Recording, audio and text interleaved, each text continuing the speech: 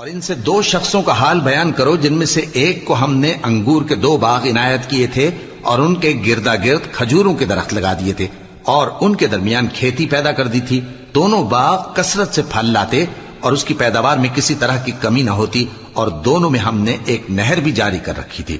اور اس طرح اس شخص کو ان کی پیداوار ملتی رہتی تھی. تو ایک دن جبکہ وہ اپنے دوست سے باتیں کر رہا تھا کہنے لگا کہ میں تم سے مال و دولت میں بھی زیادہ ہوں اور جتھے اور جماعت کے لحاظ سے بھی زیادہ عزت والا ہوں، اور ایسی شیخیوں سے اپنے حق میں ظلم کرتا ہوا اپنے باغ میں داخل ہوا. کہنے لگا کہ میں نہیں خیال کرتا کہ یہ باغ کبھی تباہ ہو اور نہ خیال کرتا ہوں کہ قیامت برپا ہو، اور اگر میں اپنے پروردگار کی طرف لوٹایا بھی جاؤں تو وہاں ضرور اس سے اچھی جگہ پاؤں گا. تو اس کا دوست جو اس سے گفتگو کر رہا تھا کہنے لگا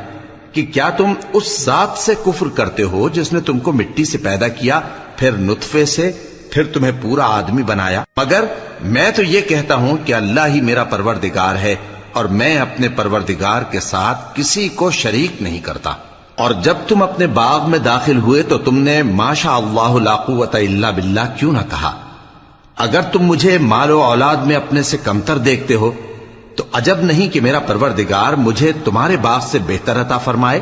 اور تمہارے اس باغ پر آسمان سے آفت بھیج دے تو وہ صاف میدان ہو جائے، یا اس باغ کی نہر کا پانی گہرائی میں اتر جائے تو پھر تم اسے تلاش نہ کر سکو، اور اس کے میووں کو عذاب نے آ گھیرا اور وہ اپنی چھتریوں پر گر کر رہ گیا. تو جو مال اس نے اس پر خرچ کیا تھا اس پر حسرت سے ہاتھ ملنے لگا اور کہنے لگا کہ کاش میں اپنے پروردگار کے ساتھ کسی کو شریک نہ بناتا. اس وقت اللہ کے سوا کوئی جماعت اس کی مددگار نہ ہوئی اور نہ وہ بدلہ لے سکا. یہاں سے ثابت ہوا کہ حکومت سب اللہ کی ہے. جو معبود برحق ہے وہی بہترین ثواب عطا کرنے والا اور بہترین انجام لانے والا ہے.